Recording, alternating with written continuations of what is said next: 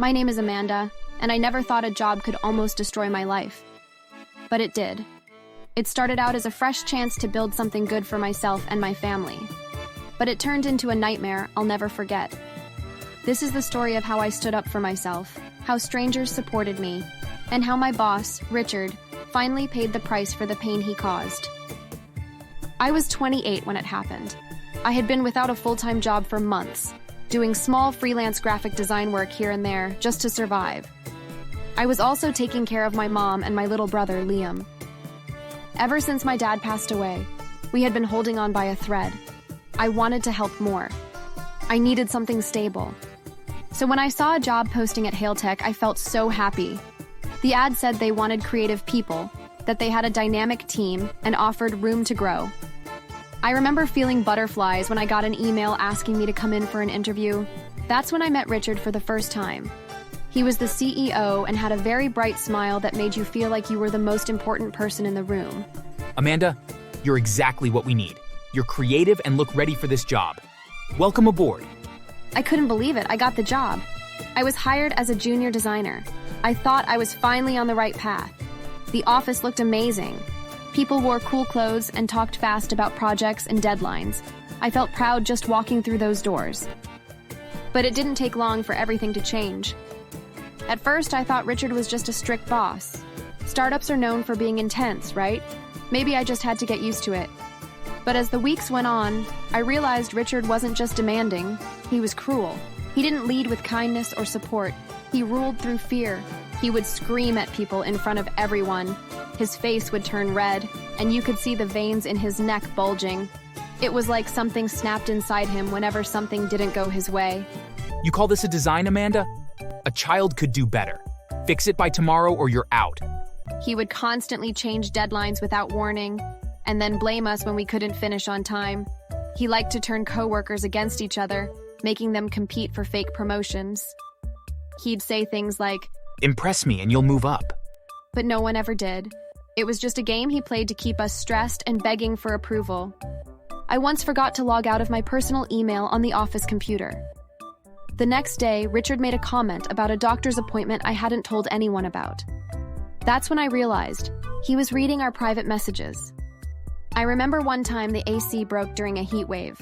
We worked in sweltering conditions while Richard lounged in his private suite with a portable unit and iced drinks. When someone fainted, he said, "That's what happens when weak people join startups." One time I spent a full week on a big presentation. He made me redo it 3 times, saying the vibe was wrong. Later, I found out he never even looked at the first version. You're lucky I'm patient, Amanda. Most bosses would have fired you already. You should be licking my shoes for sparing you. He had a special way of targeting me. Maybe because I spoke up in meetings, or maybe because I didn't always stay quiet when he was wrong. He didn't like that. He'd call me into his office just to insult me. Sometimes it wasn't even about work. He'd laugh at the way I dressed. He once mocked my voice in front of other people. You sound like a nervous schoolgirl, Amanda. Speak up or shut up. He started texting me at all hours, sometimes at 2 a.m., asking for project updates. If I didn't answer in 10 minutes, he'd send angry emails accusing me of being lazy. One time, he threw my design mock-up across the room, papers flying everywhere just because I used the wrong color, which was blue instead of teal.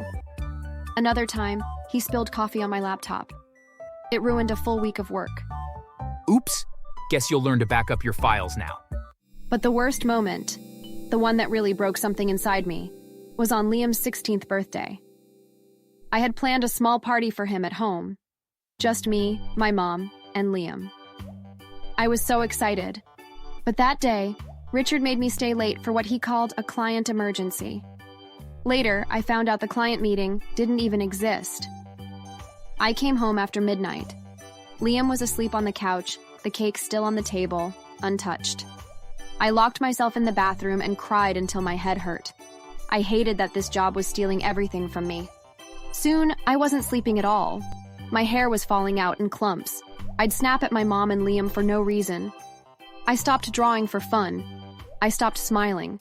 My therapist warned me I was heading toward a breakdown. So after a year of surviving that toxic place, I finally did what I should have done months earlier. I quit. I printed out my resignation, walked into Richard's office, and looked him in the eye. I'm done, Richard. This place isn't healthy for me. You're quitting? Good luck finding another job. You're nothing without me. I walked out of there heartbroken. I felt free, but also lost. I needed to make sense of everything I'd been through. So I made a video on TikTok. I didn't name Hailtech or Richard. I just told my story. I spoke about the toxic environment, the yelling, the humiliation, and how badly it had hurt me. I worked somewhere that crushed my spirit. My former boss always belittled us and made us feel worthless. If your job is destroying your mental health, please, get out. You deserve better. To my surprise, the video went viral. It hit over 1 million views in just a few days. Thousands of people left comments, sharing their own stories. Some were crying. Others thanked me for being brave. I finally felt seen. I wasn't alone. But then, Richard found the video. I don't know how, because he never seemed interested in social media, but somehow he saw it, and he called me. Take that video down, Amanda, or you'll regret it. I didn't name you or the company. It's my story to tell. You think you're clever? I know it's about me. Delete it or I'll make your life hell. I told him no. I wasn't going to be afraid anymore. I wasn't going to let him bully me into silence again. That's when the real terror began. He started sending threatening messages from different phone numbers. Black roses were delivered to my apartment with a note that read, "For your funeral." Then came the emails. Photos of coffins, empty graves, anonymous messages that made me feel so scared. I was terrified. I checked every lock in the house before bed. I slept with a light on. I jumped at every sound.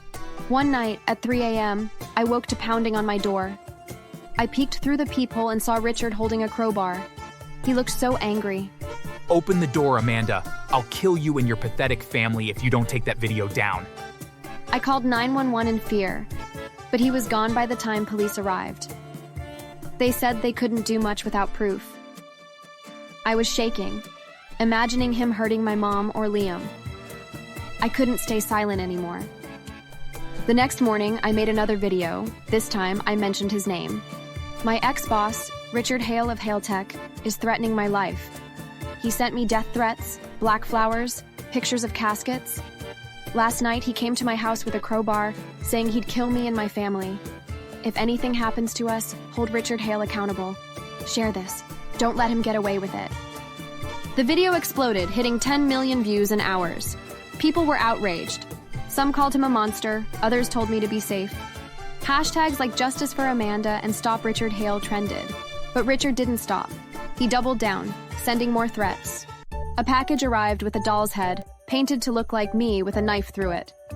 Another email had a photo of my mom's house with the caption, "Nice place. It would be a shame if it burned down." I was a wreck. I was barely eating because I was afraid to leave my apartment. My mom and Liam were scared too. They began sleeping with baseball bats by their beds. I felt guilty for dragging them into this, but I couldn't back down. Richard had to be stopped. Then the world stepped in. My followers, strangers, and even local news outlets rallied. A GoFundMe started by a viewer raised $50,000 in a week to move us to a safer house. A kind couple in a nearby town offered their guest house rent-free until we felt safe. We packed up and moved that week, leaving no forwarding address. I felt so grateful for the support, but I was still haunted by Richard's threats. The public's anger grew. People dug into Richard's past, finding old employees who shared their own horror stories. One posted about Richard firing her for taking maternity leave. Another said he'd thrown a stapler at him during a meeting. Hailtech Exposed trended as more victims spoke out. Protesters gathered outside Hailtech's office, holding signs, asking him to resign and yelling against toxic bosses. Richard tried to fight back by posting a video and denying everything. Amanda is a disgruntled ex-employee spreading lies. I've never threatened anyone. Hailtech is a great company. Nobody bought it. His video was rationed with comments calling him out. Clients started pulling out of Hailtech, citing ethical concerns. Investors bailed, and the company's stock plummeted. Richard's empire was crumbling, but he wasn't done. He sent one last message in the form of a voice note. You think you've won? I'll find you, Amanda. You and your family will die. I swear on my life. I forwarded it to the police, who immediately took it seriously.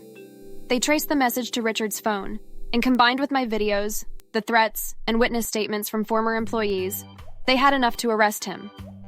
I watched the news as police led him out of Hailtech in handcuffs. Protesters cheered, chanting, "Justice for Amanda!" They threw eggs and dirt at him. But I wasn't celebrating yet. If he wasn't in jail yet, he was still dangerous. He hired a flashy lawyer, claiming he was misunderstood, that I'd provoked him. The prosecution brought out everything, from the texts, emails, the doll's head, and the security footage of him at my apartment. Former employees testified about his abuse, painting a picture of a man unhinged by power. I took the stand and recounted everything he put me through. He tried to destroy me and my family for speaking the truth. He's a danger to everyone. The jury deliberated for 3 hours and found him guilty on all counts: stalking, harassment, and attempted assault. He was sentenced to 15 years in prison with no parole for at least 10. As they dragged him away, he screamed angrily, This isn't over, Amanda. You'll pay for this. but it was over. Richard's life in prison was worse. Inmates, after hearing about his crimes, targeted him. Guards always turned a blind eye. Word got out he was attacked multiple times, left bruised and broken. His company went bankrupt without him. His wife divorced him while he was in jail. His house was foreclosed, and his name became synonymous with toxicity. The man who'd once held so much power was reduced to nothing, alone in a cell, haunted by the lives he'd ruined. I started a blog about workplace abuse, helping others speak out. My videos sparked a movement, with laws proposed to protect employees from toxic bosses. I hope Richard thinks of me every day, knowing I'm free, while he's trapped forever in the hell he created. Thanks for watching. Make sure to subscribe and leave a comment down below saying I subscribed, and we will try our best to reply to your comment.